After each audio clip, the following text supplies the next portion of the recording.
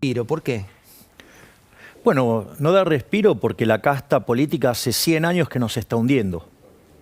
A ver, vamos a poner los hechos estilizados. Argentina entró al siglo XX siendo el país más rico del mundo.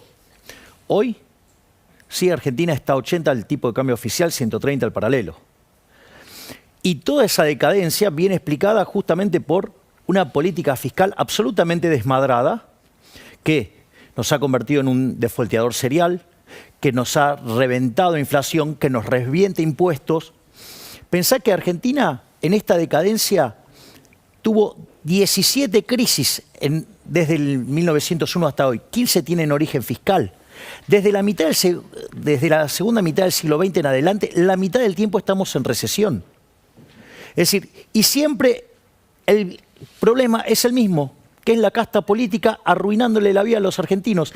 Y eso ha llevado que hoy haya por lo menos 40% de pobres. Habría que ver ahora con los nuevos datos de inflación y cuando actualicemos los indicadores de pobreza e indigencia, y 10% de indigentes. O sea, en el país de los alimentos hay 5 millones de argentinos que no les alcanza para comer. Cuando vos mirás el PBI per cápita, hoy está en niveles 16% inferior a lo que tenías en el 2011, en niveles del 73, productividad del año 50. Esto es una catástrofe. Y esta catástrofe la causa la casta política, que es la madre de todos los males. Por eso, digamos, o sea, se generan todas estas situaciones de tensión enorme. Porque justamente a la gente cada vez le va peor. Y los únicos que progresan acá, ¿quiénes son? Los políticos. Javier, hablando de políticos, quiero compartir con vos. ¿Qué historia cuenta Cristina? A ver, primero, en algún sentido está admitiendo que mentían los números de inflación. Primer punto. Segundo punto. Que eso es un delito, ¿no? Digo, claro. Porque uno lo pone con liviandad, pero la verdad. Pero obvio que es un delito.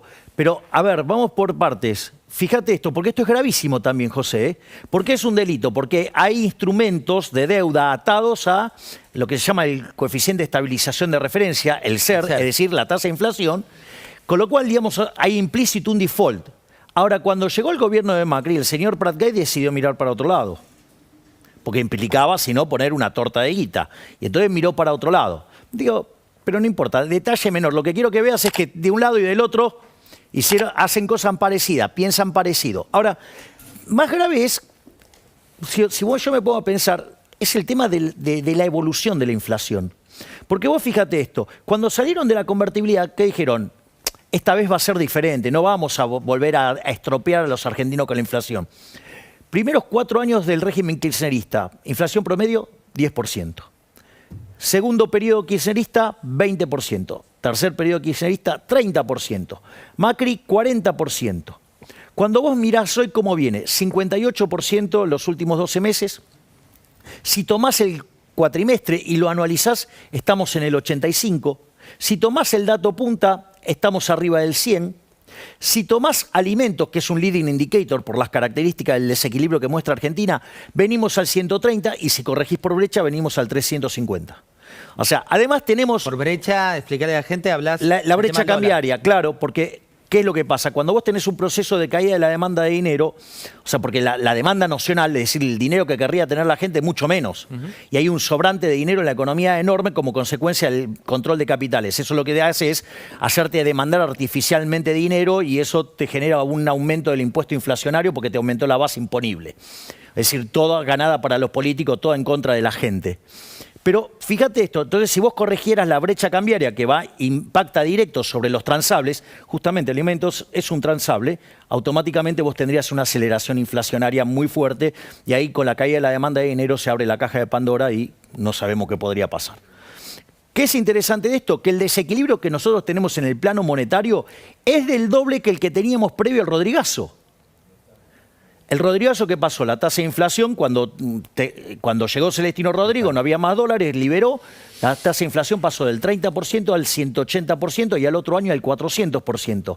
Y la pobreza, que esto es el dato importante, pasó de 5 a 25%. Ahora el punto es, fíjate si hoy multiplicaras por 6 la inflación, te vas a niveles del 300%, 350%, que es lo que estoy marcando yo de la inflación reprimida. Y no solo eso, el problema es que en lugar de estar arrancando de 5% de pobres, estaríamos arrancando de 40%.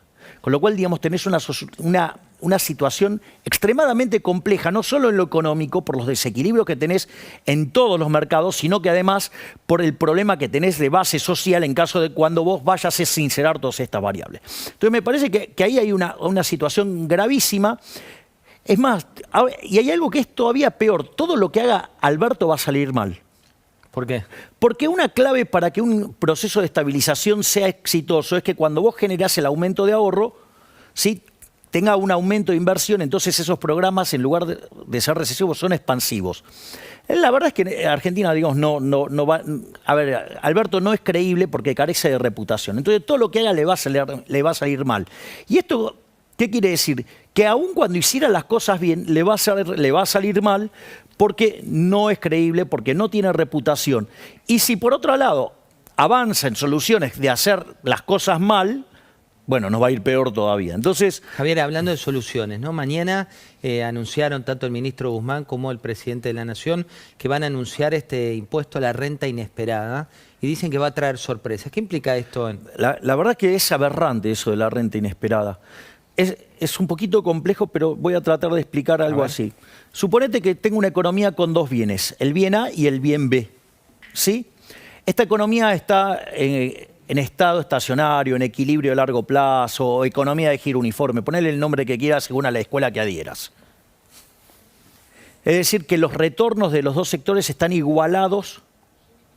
Cuando lo corregís por riesgo, digamos, rinden lo mismo. Suponete que ahora los consumidores quieren consumir menos de B y más de A. Ajá. ¿Qué pasa? Demandan menos de B, demandan más de A. Eso significa que el precio de A sube y el precio de B baja. Es decir, como ahora el precio de B no cubre el retorno de equilibrio, muchas empresas van a la quiebra. Pero eso hace que se liberen recursos y vayan ¿a dónde? Al sector A, que es el que está generando una renta extraordinaria, una renta inesperada. Ahora, ¿qué es lo que pasa? Si vos a esa supuesta renta inesperada, que tiene que ver con la reasignación de recursos, porque las preferencias de los individuos o lo que fuera, digamos, generaron las condiciones de oferta y demanda en los mercados A y B, ¿sí? ¿Qué es lo que pasa? Eso va a hacer que la expansión que tendría que tener A no ocurra. Y sí vas a tener la caída de B, es decir, el resultado, ¿cuál es? El peor de los mundos. Claro, vamos a ser más pobres. Es decir, se creen que son muy piolas porque están cobrando más impuestos y en realidad lo que están haciendo es empobrecer a la gente, al margen de que los impuestos sean un robo y que al margen de que eso implica un daño sobre la sociedad, implica daños directos, daños indirectos, porque no solo que te están sacando plata del bolsillo, sino que además hay un montón de cosas que dejaste de hacer y con lo cual esos daños indirectos se desparraman por toda la economía. Mira, el rol del Estado, Alberto Fernández e YPF, que también quiero hablar con vos de este tema. Ni te pregunto, te lo dejo picando. No, me parece aberrante. Aberrante, está diciendo la YPF, orgulloso la YPF que tenemos hoy. Pero es un insulto, José, perdóname pero es un insulto. A ver, desde que el YPF se reestatizó, perdió el 90% de su valor de mercado. Vos sabés que hay algo... Es un dato, no es opinión. No, claro, esto es un dato objetivo. O sea, una empresa que cuando vos la estatizaste perdiste el 90% de valor. Es decir, te tenés que dar cuenta que estás haciendo todo mal. Estás haciendo todo mal. Esto tiene varias consecuencias. Vos sabés que una forma para determinar la inversión tiene que ver con el valor de mercado versus el valor de reposición. Eso técnicamente se llama Q de Tobin. ¿Y qué quiere decir esto? Que si a vos te está destruyendo el valor de mercado, quiere decir que tus inversiones no están teniendo sentido. Por lo tanto, ¿cuál es la contracara? Que vas a contraer las inversiones, que vas a destruir valor, que en lugar de expandir el negocio lo vas a contraer. Y tan es así que sumado a las regulaciones que ponen en el mercado, vos estás viendo hoy que hay faltante de combustibles en la Argentina. Es decir, vos tenés paralizado el país porque no podés hacerte los combustibles. No solo que con las bestialidades que hicieron durante todo el primer tramo del kirchnerismo, los primeros 12 años, lograron el desabastecimiento energético y que de ser un exportador neto nos convirtamos en un importador neto, teniendo esa maravilla de recursos que es Vaca Muerta, no los podamos explotar, ¿sí? Ahora, digamos, lo vas a terminar pagando frenando la actividad del país.